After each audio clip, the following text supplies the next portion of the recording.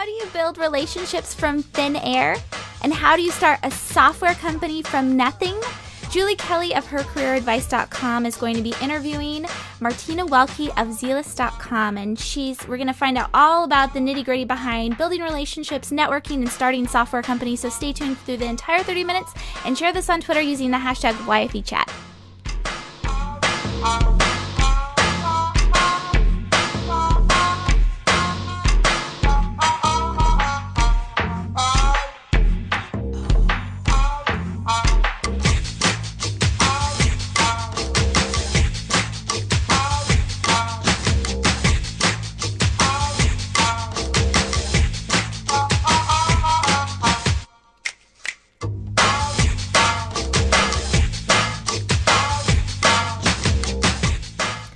Jennifer Dono. I'm the host of Young Female Entrepreneurs, the weekly live show every Thursday night here at 6 p.m. Pacific, 9 Eastern at yfe.me/join live. Show up every Thursday. It's a Twitter chat slash live video slash let's just hang out online. It's just a lot of fun. So you get to meet your peers and hear from experts, and we feature young female entrepreneurs, and it's just a lot of fun.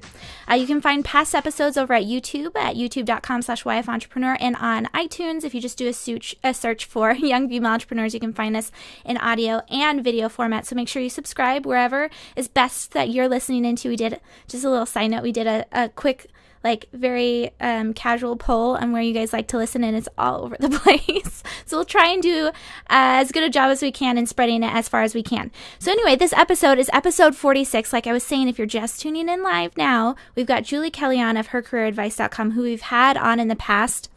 She gave us incredible advice as far as how to network, make connections in order to climb up the corporate ladder, build our businesses, all of that fun stuff. And tonight she's actually going to be interviewing Martina Welke of Zealous.com. And Martina is in the Seattle area. I've been able to meet her in person a couple times, and let me tell you, the girl has a stellar reputation here. Everyone loves her, and there's a reason why, because she's amazing. There's Julie Kelly, you see her there, and then Martina's right there. She's fantastic. So I'm so excited to introduce her to you. But before we get started, I wanted to go ahead and thank our sponsor, Ovaleye TV. Ovaleye.tv hosts and produces live video events built to meet your objective. Visit Ovaleye.tv to request a free 30-minute consultation today to find out more about going live with your brand. So tonight, I'm already having issues with hands. Sorry, you guys. I don't know what this is. It's like Will Ferrell in that race car movie. I constantly do that. I need to chill with the hands. But I wanted to mention a few things. First of all, we have an amazing community of young women that are involved with the show, with the website, blogging. It's phenomenal. Phenomenal, I'm telling you. We had a city coordinator meeting on Tuesday that was live streamed, and we had people that were interested in coordinating events for young women in their cities attend, so we could all kind of share advice and figure out what's going on in each other's cities. And the feedback was amazing. The city coordinators are doing an amazing job. Seattle, you're still able to register for their event. That's on Saturday night. Tuesday night was New York City with Marissa, and you'll have to go onto Instagram, use the hashtag YFENYC, and you can see some pictures from their events. But Saturday, I'm going to be there. I still have to buy my ticket, so I'm with you guys. If you haven't bought the ticket yet, I'm going to do that tonight. Women in Innovation is going to be there, and Corey Reddy, who is of Rural Girls, that's where I know of her. But both women, and I believe you pronounce her name Christina Hioka. Oh my gosh, Martina, you probably know her name. Heuka. So they're both great women. I'm very excited for Saturday's event. And of course, Christina Krug and Tessa Rowe. Go to youngfemaleentrepreneurs.com to find out more about them. They're our Seattle City coordinators. They did a great job in organizing that event. And Los Angeles is coming up next Thursday, the 24th. You can find out about all of the events at youngfemaleentrepreneurs.com. We're going to be creating a city center for you soon, so you can get advice and hear the recording that we did on Tuesday if you want to gather the young women in your area. Our virtual community is going great. I asked you guys to Instagram in pictures of your time being a young female entrepreneur, and we got some fun ones. First of all, the first one's from Carrie Myers Photo, who's on Instagram at Carrie Myers Photo. Love her. She's actually in my area, my little town. It's the little baby picture. Yeah, there we go. So she's a newborn photographer, and today she was editing little babies. Isn't that cute? Oh my gosh. And then we have Carissa Dunphy.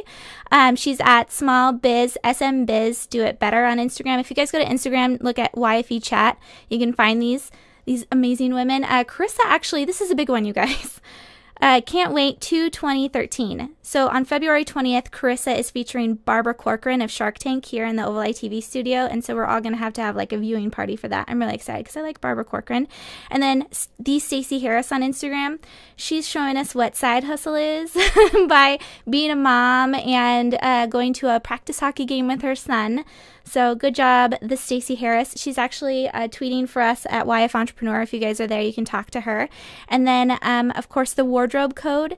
She's testing out some different patterns. She's got an incredible program that's coming up, so make sure that you follow her too, the Wardrobe Code on Instagram. So you guys, thank you so much for Instagramming those in. I love that you're all part of this community and that you're sharing each other's lives, because that's part of it, showing other people what it looks like to be an entrepreneur during the day.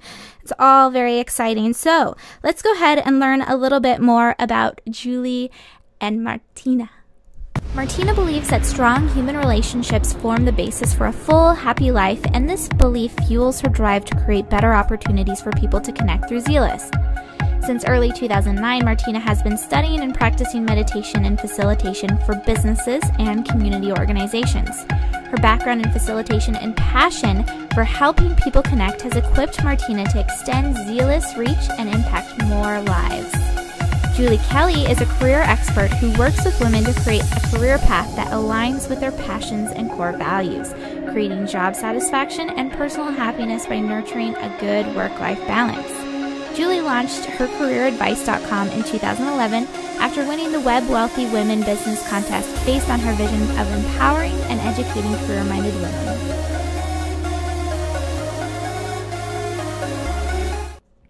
All right, don't forget that we are on Twitter, so make sure that you tweet this out. We're at yfe.me/joinlive is our short link, in case you guys don't want to share that huge link that youngfemaleentrepreneurs.com is. Tweet with YFE Chat. I've got the links for Twitter, the Twitter handles for Martina and Julie. So I'm going to go ahead and bring on Martina and Julie right now. Thank you both so much for being on the show. I really appreciate it. Can you guys hear me? Yes. Okay. Yes. Are we live? Yeah, you're live. You're on. You're on with everyone. So thank you so much for being on. Hi. I'm going to go ahead and turn it over to Julie. Julie's going to actually be fielding the questions to Martina tonight. Martina, I'm so excited to hear a lot of your answers because, like I said, your reputation in Seattle is one that can't be missed. So very excited. Have fun, you guys. Thanks. Great. Thanks, Jen. Thank you so much for having us here tonight, and thank you for allowing me to host the YFE chat tonight. So like Jen said, we're all very techie and interactive over here at YFE, so make sure you tweet us out at hashtag YFE chat. And before we get started, like I said, I'd like to personally introduce the lovely Martina Welke of Zealist. So welcome, welcome, welcome. It's your first time here with us today. Yes. Yeah, so we're going to have fun. Yes, definitely. So, Martina, before we get into the nitty-gritty and start picking your brain for all your fabulous knowledge on relationship building and networking, why don't you give us an overview of your company and how it came to be and what the mission behind it was and what people can get out of it and your role in the company too? Sure. So Zealist was really born out of a fundamental desire to help people connect in the real world. My co-founder and I were both working at startups at the time that we started thinking of the idea for Zealist, and we both had to go to a lot of networking events constantly, and we were working with a lot of online communities. And what we saw happening in the online communities and the software that was being built to support those communities was just very far ahead of what was happening in the real world.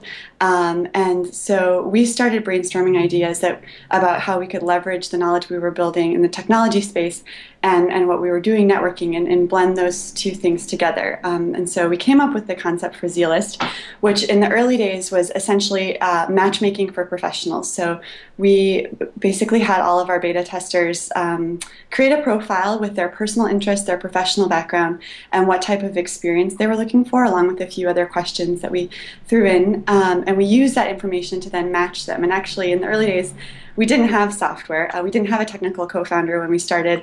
And so we just did everything manually. The very first event was a series of cards on the floor of my apartment. We cleared out the furniture and just started matching people and coding it and thinking like a computer would think, so that we were getting some of those design elements in, for our future CTO when we eventually did find him. But to start, we just rolled up our sleeves and really dove in. The second component of what we now do came about after we started testing that idea, because my original hypothesis was, if you get the right people in the room, tell them that they've been matched and they need to connect, that will be enough. You know, we'll do these small events, it'll be amazing. And they were great events, but the feedback we got early on was, we need more, we need some kind of structure, we need some other reason to come.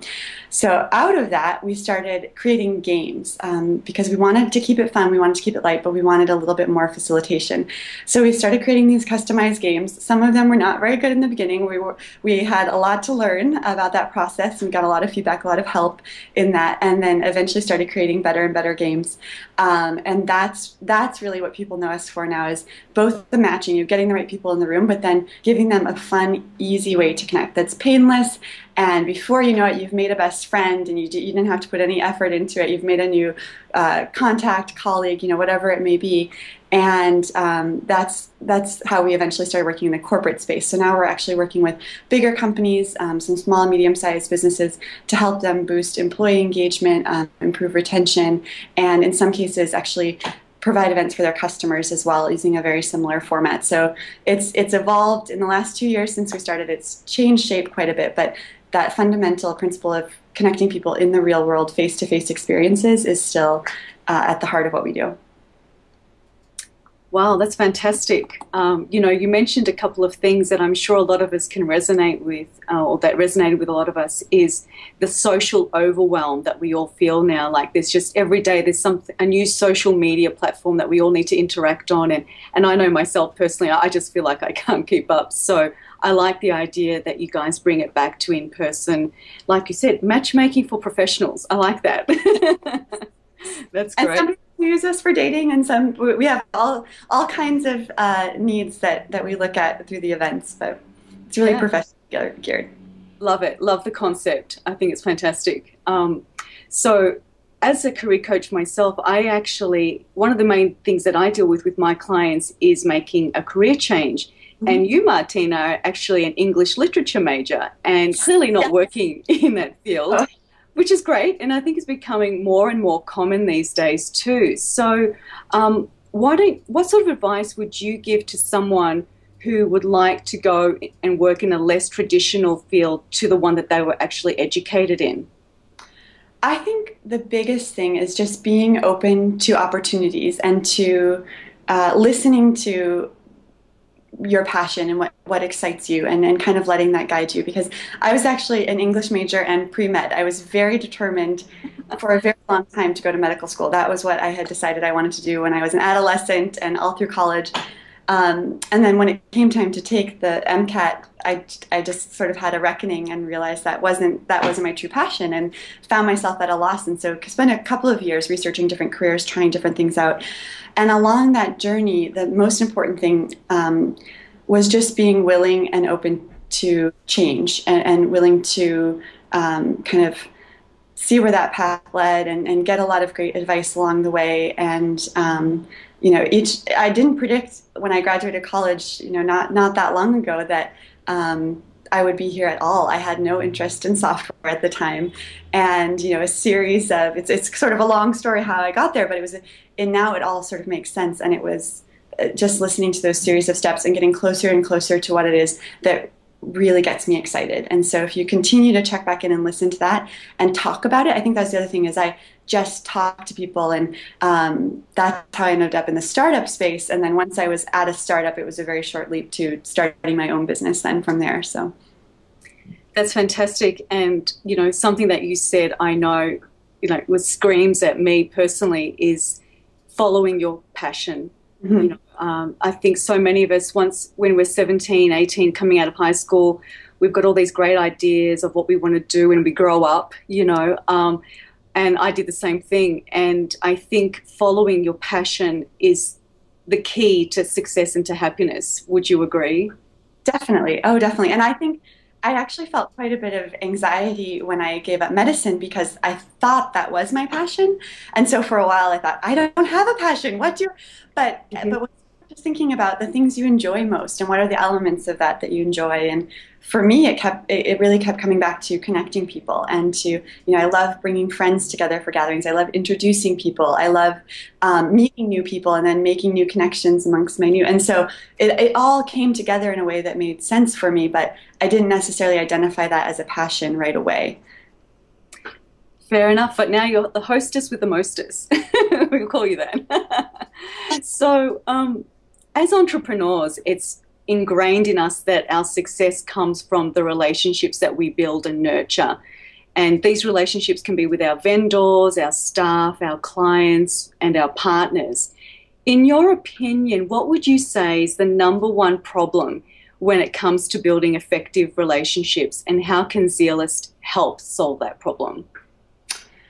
I think a lot of problems arise out of a lack of authenticity, and it's not that either party is trying to be inauthentic, but there are all sorts of factors that contribute to that. A big one that we see at networking events is just social awkwardness. A lot of people, I'm pretty outgoing, but I get anxious at big room of strangers, and it's very difficult to be your best self and to be comfortable in those settings. And that's true of a lot of different settings, not just networking events. And so what we try to do with the games is to help people just forget themselves a little bit, and they're having fun. They're competing in a light, silly kind of way, and it's amazing what kind of connections can happen when you just relax into an experience like that. And so my co-founder and I joke now when we go to big events that, what do we do? There's no game, because we're so used to, in the real world, there are ways to replicate that as well. And just a part of it is just learning to be comfortable with your own presence and voice and those sorts of things. But I think that barrier to being authentic leads to miscommunication, misunderstanding, a lot of things that then can get in the way of forming strong relationships. So we like to spark, the good spark for that is the game in our case. I know for me personally that I'm usually reluctant to attend networking events where I don't know anybody, especially if there's going to be large numbers of people there, and especially if I'm flying solo and I don't have like a wingman with me. So even though I know it's good for my business, I still feel that sense of reluctantness and apprehension about going into an environment where I'm not really familiar. What would you say is like the number one benefit or difference for people attending one of your networking events as opposed to a traditional meet and greet like the one I just described? So one big thing is no one gets a wingman. One of the rules is that everyone comes on their own. They're invite only, and they're geared at the people in the room, so they're all specific matches. And that's actually, it's pretty amazing what that does just to level the playing field. And because a part of the problem that results from people bringing a couple of friends, or that these cliques form, and it's very difficult if you're there alone or you don't know many people to break into that. And so we try to just do away with that entirely. No one gets a buddy. You're all new buddies together, sort of thing. And the other piece is just the assurance that people in the room are going to share your interests and that you're going to find reasons to connect fairly easily. And we guarantee that. That's part of our promise. And so people walk in with a degree of confidence that they will find people that they like to connect with. And I would say across the board, our members would agree that it's very different in that regard, that there are this immediate sense of connection because we spent so much time curating the people who are in the room and making sure that there's a reason for them all to be there. I love that, and I think you make a really good point, because when people do take a wingman, like me, I am guilty of that. I tend to stay in the cliques that I know and just sort of huddle with the people I know, hoping that maybe they may introduce me to somebody else, which sort of defeats the purpose of going to a networking event in a way. So that's really great. And I think that also helps break the ice, like you say, because you've customized it to the client. so you kind of know what you're going to walk into, as opposed to walking into an event where there's hundreds of people and you're not really sure what's going to take place. So that's fantastic. So if I was to go to a networking event, what kind of prep work should I do beforehand to make sure that I'm able to lay the foundation for a meaningful relationship or collaboration? What would you say I would need to do prior to going to an event?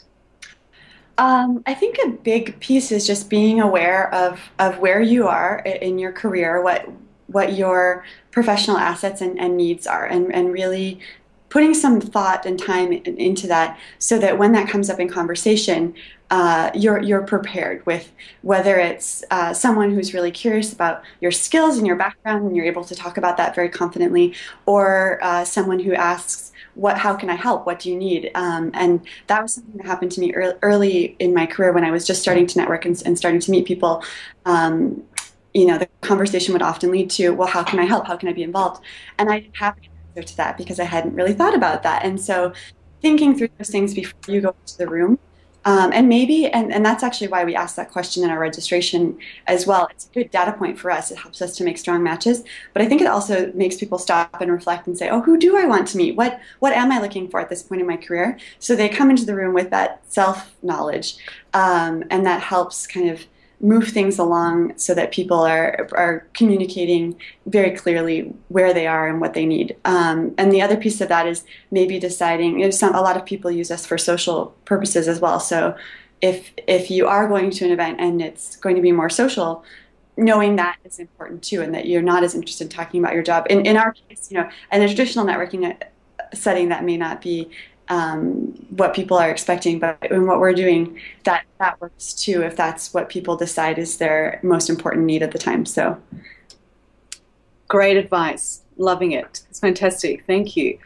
So one of the things that I tell my coaching clients is when they attend networking events to always take a good supply of business cards, but business cards that they're proud of and that accurately represent who they are. And I always say that if there's a typo or there's something that you don't like about your business card that you have to make an excuse about, to just throw them out and get new ones printed that accurately represent you. What is your philosophy on business cards and keeping in touch afterwards? So this is sort of my shameful secret as the founder of a networking service. I'm terrible about business cards, notoriously. All the time. And I love I love the design of our cards, and I completely agree with everything you say. And my co-founder is wonderful about always having cards. So it's kind of a joke between us that we design the software specifically so that no one actually needs cards at our events because I'm so terrible. It's very easy through Zealous to stay in touch through the website, but obviously that's not always an option. And I completely agree with what you've said. And I think the most important thing in terms of follow-up is to then, when you've collected those cards, within the next few days, to reach out to the people that you promised you'd reach out to. And because that's probably the most essential piece to building, the networking event itself is the spark. That's what could begin the relationship, what could begin some kind of collaboration or relationship going forward. But if you don't follow up, if you don't make that next step, then nothing will happen. And so I think that's where a lot of people actually fall short, is the follow-up piece. And we try to make that as easy as possible on the website so that people can, the next day, kind of just easily, we have this zealizing mechanism so people can say, you've got Zeal, and have a little message and share contact information that way. And if you don't have that, then just a quick follow-up email is always good. Yeah, great points. And I figured I'd ask you that question given the type of software that Zealous actually implements for your in-person networking events. But you're right. It doesn't really matter if you have a business card or not, because if you don't actually take action and follow up with that person, it's pointless anyway. And I think a lot of us sometimes fall into that trap of, yeah, I'll call them next week. I'm busy today. I'll give them an email. Sometimes it falls by the wayside. But I know that doesn't happen with the Zealous software. So and actually, that's one of the benefits of joining Zealous, isn't it? It's the state-of-the-art software program that you have actually created that you use in your in-person events, and also to keep your clients in contact afterwards. So how does one even go about creating a new software program? Good question. I had to learn that pretty quickly. So I am not a developer, nor is my co-founder, as I mentioned, but I was working in technology at a startup prior to this. And so I learned quite a bit about software architecture there. I learned a little bit about natural language processing and gamification theory and all of these things that ended up coming together in a really useful way for Zealist. But I am definitely not a coder myself. I have very basic understanding. And so I would say having a fundamental design understanding of how these elements fit together and what's possible is pretty important, and that's very possible to just research on your own, seek out some good mentors in the space, talk to them, learn as much as you can if you don't come from a technical background. And then we just got the word out that we were looking for the right fit culturally and with the skill set we needed to build what we envisioned.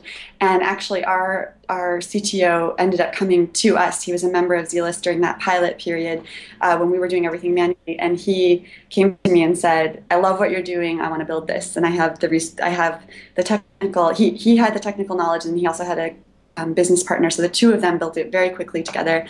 We've since brought on another engineer and have some other people involved as well. So we just researched as aggressively as we could, and then weren't afraid, again, to talk about our needs. And that was a big need at the time, was that technical person. So, and there are also great, depending on the complexity of the software build, there are great online resources like Code Academy, where you can actually learn quite a bit about code and empower yourself to go out there and start building. And WordPress is a wonderful resource for simple websites and things like that. So it's certainly possible for an English major to get. That's great. So that's also a really good point, that as entrepreneurs, we sometimes feel like we need to do it all, but we shouldn't necessarily do the things that aren't our forte or that we're not really experienced in. So it's good to know that there is other people out there that like to code and spend their days coding, so we can focus our attention and our expertise on the things that we're good at. So that's a really good point too. Thank you for sharing that. And in fact, I'll probably just want to switch gears a little bit with you now if we can. I hope we still have time. But one of the things that Zealist does, and I'm thinking does pretty well, is that you guys actually pitch to large corporations and to potential new clients. And for most of us, that's really daunting. And whether it's to a large corporation or even to an individual as a potential client. So I'm sure all of us here are probably dying to know, how do you actually find that person, and what method or system do you use to actually contact them, and what do you say, and how do you interact with that person from the get-go or in the beginning before you even know them? Yeah. So we were really lucky in this regard. Our first big clients came to us through our members. We still have a fairly large member pool in Seattle that we host events for, and a lot of them just really love what we're doing and happen to be in decision-making positions, either within a company or in some cases had founded a company themselves. And so we had a lot of inbound requests early on for different sorts of specialized events within companies. And that was actually how we ended up pivoting to an enterprise product. I joke that opportunity knocked and then knocked, and I had to knock a few more times before I really listened and understood that that was a great business opportunity for us and really the direction we needed to head. Now that we're taking our sales sort of beyond that circle, we still, for the most part, rely on referrals. So we've built those first couple of relationships with clients, and that's we're gaining some visibility through that. And also, people are talking, and oftentimes in the space we're in, people are very well connected to their colleagues and other companies, their peers in their companies. And so the word just has sort of spread that way. And thus far, all of our pitches have been very warm audience, and that we've had a great introduction either through a member or through a prior client, and that just completely changes the conversation because we're coming in with a great recommendation in that case, and that really makes all the difference. So we've decided actually at this point that we're only interested in talking to companies who are excited about what we're doing, and if they're excited on some level, then there's a good chance we can work together. But if the idea and the concept of engaging employees doesn't excite them, then it's just probably not the right fit, and that's a good litmus test for us. Yeah, it's always right to connect yourselves with the right person, because otherwise, like you said, it's sort of like a lose-lose otherwise. But that's fantastic. It sounds like you girls are very, very busy. So it's fantastic stuff. I love it so much. It doesn't feel like work, so. Well, and that's what happens when you live your passion, right? Yeah, exactly. Yeah. Fantastic. Martina, simple question, but where do you actually host or hold these in-person networking events? Are they only in the Seattle area for now, or are you all over? They are so the member events are only in Seattle. Yes, we would eventually like to expand beyond, but when we got more and more client opportunities, we really had to focus on that. And so we have clients now more and more all over the country, potentially internationally soon. So we'll have a presence in other cities for corporate clients, but those will be closed corporate events. And for now, we are limited to Seattle, although I hope that we'll be able to expand beyond soon. So You're going to have to come down to Los Angeles and have a few in-person networking parties here with us. I love it. We're waiting for you with open arms. But how do we get one of those invites? You said there was an invite only. Are we on the invite list, on the VIP list? Well, if you're in Seattle, we would love to. So we have, right now it's purely by member referral, although we do have a membership inquiry form on the website. So if you go to zealous.com in the member section, you can submit your email and request there, and then we release invites slowly from that list as well. So there are a few avenues, but the member side is growing really quickly right now. So we're trying to keep up with that and our client needs, and just keep it all balanced at the time. But it would certainly, if you mention YFE, we can send an invite your way. That's fantastic. I love it. So I think we're almost out of time, but I just wanted to ask you one more question, if I may. If a young female entrepreneur was listening in today and was thinking about starting a business or just recently started a business, what's the one piece of information you would give her about starting a business? Well, I think it sounds sort of trite, but I would really say don't give up, because I think there are a lot of walls that every entrepreneur will hit along the way. There are low moments that come along, and I think it's really tempting in those moments to just say, no, I just don't want to do it anymore. I don't want to. But think of the highs. I actually have a folder reserved in my email inbox of happy emails from members or from my advisors, things that really inspire me that I've gotten, and I'll file them all in a certain place so that when I'm in one of those low moments, I look at it and remember why I'm doing this and reconnect with why it matters so much and why it excites me. And that kind of motivates me to get past those difficult times that will inevitably happen. So yeah, just don't give up, and sooner or later you'll hit some kind of breakthrough and exciting things will happen. That's fantastic. I think I'm going to steal that idea and start my own folder. A happy face folder in my happy face folder. I love that. That's fantastic. Martina, thank you so much. Now, I'm not sure if we're meant to be...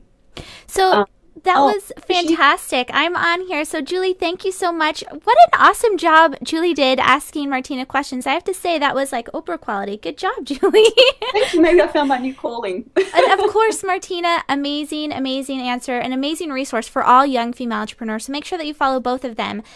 Before we end, though, we need to find out where we can find you both. So, Julie, why don't you tell us first where you're on Twitter and Facebook and your website, that kind of thing. Fantastic. Thanks, Jen. So I can be found on Twitter at Her Career Advice, and at facebook.com/Her Career Advice, and my website is www.hercareeradvice.com. And Martina, where can we find you? Mine is pretty straightforward as well. It's zealyst.com, ZEALYST. And then at Twitter, I tweet from both at Zealyst and at Martina Welke, my full name. And then Facebook is /Zealyst. Perfect. Well, thank you both so much for being on the show. It was fantastic. Lots of great information. Hopefully you're all tweeting about it. I wanted to do a few things before we end tonight. First of all, make sure that you all thank them go on the chat and tell them what you took away. Go on Twitter and tell them what you took away. But thank you again both for being on the chat. We really appreciate it. Thank you. So before we end, I wanted to give a couple shout outs to people that were on the chat. Stacey Harris, Impromptu Guru. She's at Impromptu Guru. Thank you so much. And then Daniel _Todd, Profession Gal at Profession Gal, Peace of Mind VA, Corey Freeman. You were all fantastic. Thank you so much for showing up live.